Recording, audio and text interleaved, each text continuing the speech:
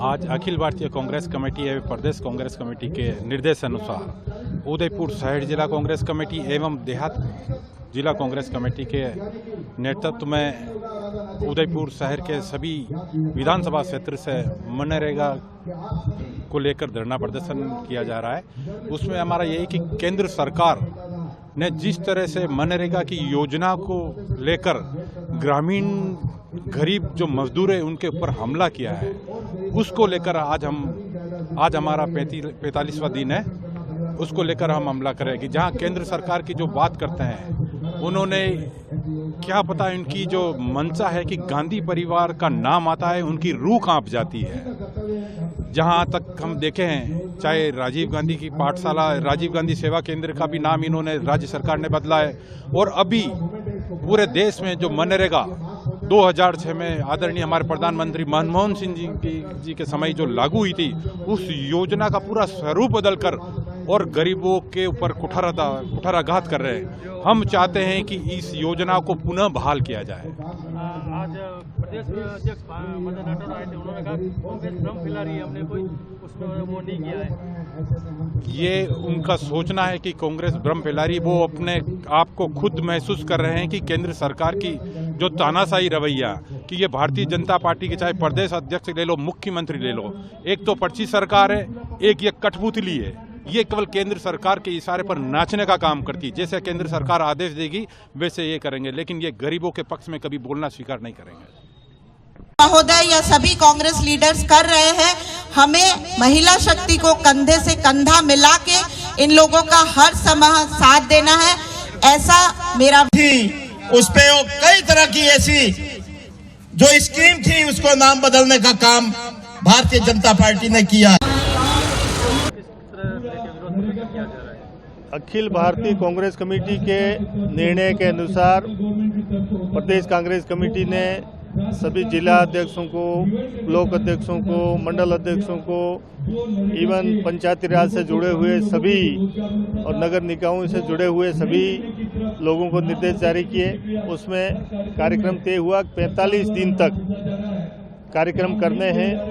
उसका आज हमारे जिले में आखिरी दिन है, 2 तारीख है आज हम संभागीय मुख्यालय के बाहर धरना प्रदर्शन करके ज्ञापन देंगे।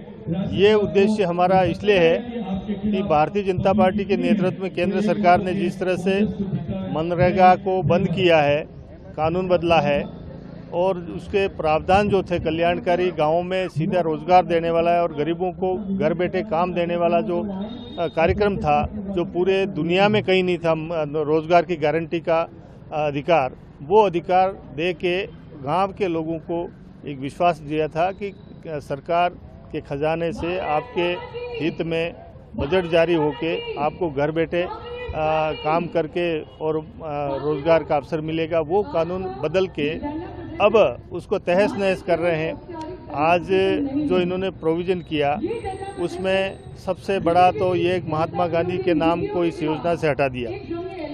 तो ये इससे इनकी मानसिकता दिखती है कि महात्मा गांधी के खिलाफ ये कितने जहर भरे हुए हैं। पूरी दुनिया महात्मा गांधी के सिद्धांतों को, उनके आदर्शों को स्वीकार करती है और जिस तरह से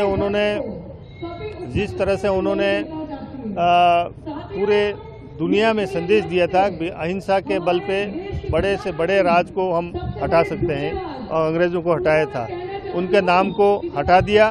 साथ ही उन्होंने ये प्रोविज़न कर दिया कि 60% पैसा भारत सरकार देगी और स्टेट गवर्नमेंट 40% हिस्सा देगी। आज राज्य सरकारों की स्थिति ये है कि लाखों करोड़ रुपए के घाटे में चल रहे हैं। हमारे राजस्थान की सरकार 1,25,000 करोड़ घाटे में है और वो 40% पैसा अपने जेब से नहीं दे सकती है। और पहले जो काम सेंक्शन होते थे वो गांव के ग्राम पंचायत तय करती थी।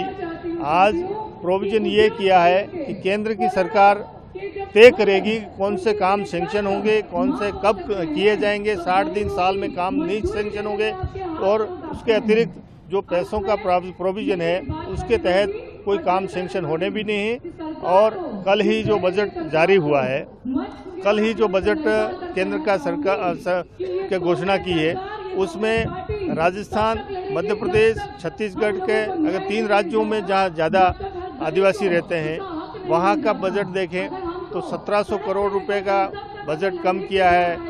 राजस्थान में 2000 करोड़ कम किया है, मध्य प्रदेश में 1000 कम किया है, छत्तीसगढ़ में।